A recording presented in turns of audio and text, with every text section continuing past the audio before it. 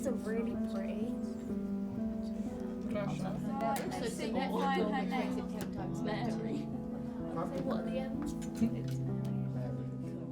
The Princess Mary gift box was essentially a small gift that was going to be sent from home to the troops at the front for Christmas 1914.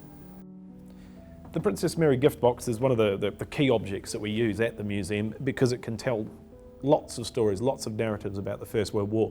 Working with objects makes history come alive and makes the history more interesting.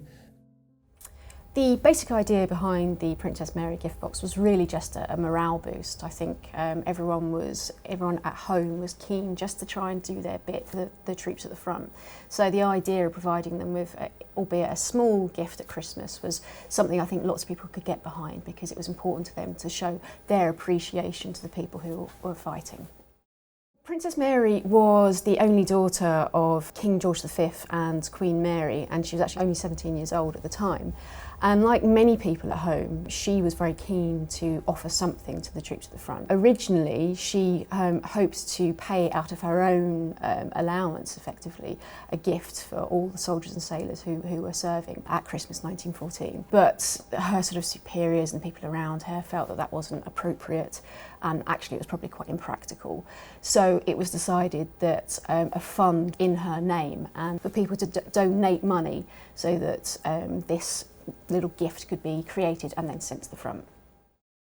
The fund began in October 1914, and actually it has to be said that the committee who were then established were rather optimistic in their hope that they would raise enough money and have enough time to send this gift off to all the troops for Christmas 1914. But that was absolutely their intention.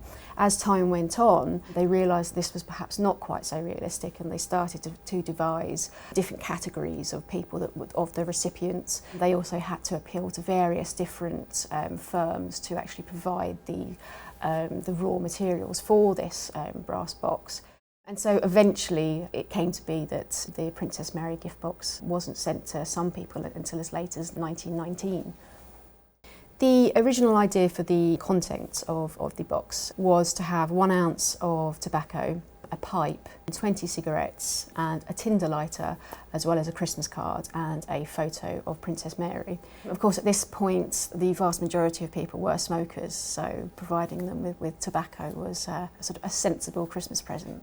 But very early on, while the committee were thinking about what needed to be put in these boxes, there were already ideas that there needed really to be some variety, because of course the Empire troops were made up of very many different nationalities, very many different religions.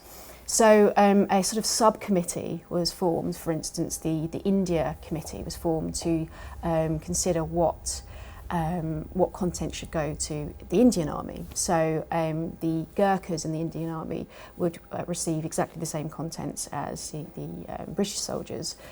Sikhs would receive some spices and some candied sweets. And then for all other Indian troops, there would be a box of cigarettes, some spices, and again, some candied sweets. And in fact, 1,500 boxes were created for military nurses, and their contents varied again. They were offered just chocolate in their boxes, as well as a card and a photograph. Of course, it's difficult for us to be absolutely certain that the soldiers liked the gifts that they received, but I think the fact that so many of the tins survived, so many of them were sent home as mementos to loved ones, does suggest that they were certainly very well received. And of course, they were a very useful size to be used throughout the war. So be it at home or at the front, they could be used to contain cigarettes or tobaccos or photos or letters. Some still have all of their original contents within them. So that suggests that perhaps there were some people who discarded them, or perhaps lost them, or in fact were killed shortly after they'd received them. So there's always room for a bit of difference, obviously, but I think overall they were very well received. When we use the Princess Mary gift box in the museum, we use it as a starting object that we can draw out multiple narratives from the First World War. When we start, we get the students to ask questions about the box, and we use the classic 5W1Hs, the who's, the why's, the where's, and the how's. Those are questions that the students come up with themselves. Having done that, using other evidence that we give them, other resources, they can then explore multiple narratives such as empire, the home front, what soldiers did when they weren't fighting, and also talk about the life of an object. The lid of the box is rich in information.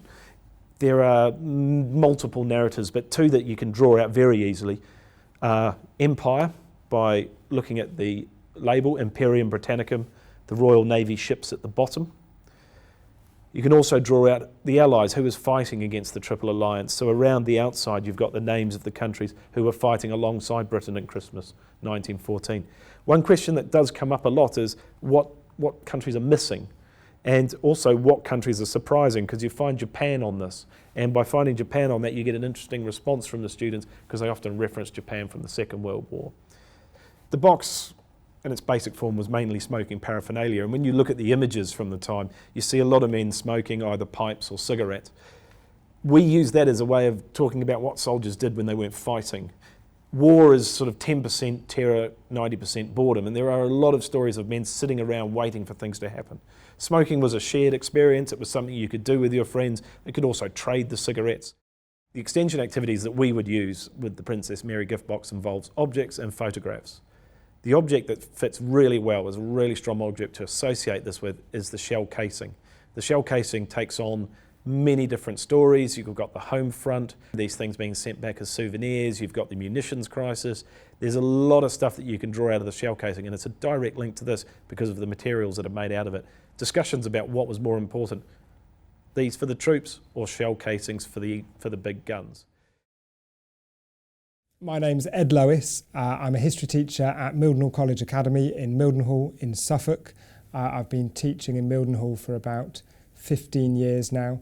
I think the benefit of learning from objects is to actually know that the objects were actually there in the past and have been part of a historical period.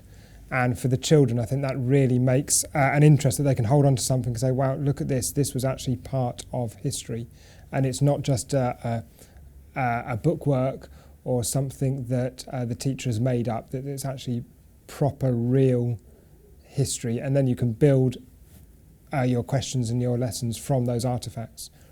The best way to use an object, I think, is to actually, if you can, is for the children to handle it and to touch it and to actually just get that tactile involvement with what they've got in front of them, and to build other aspects around that artefact, because just a artefact in a museum or just in front of you doesn't say anything. But if you can build a story around it, particularly a personal story, I think, that says, look at what's happened, where this has come from, where it's been made, how's it come into our classroom today. The other benefit for them is that it's the excitement of actually having something that's real in the classroom, because often you find that, okay, I've got a photo and that's great, but actually to have the actual thing, it's a deeper learning experience for the children.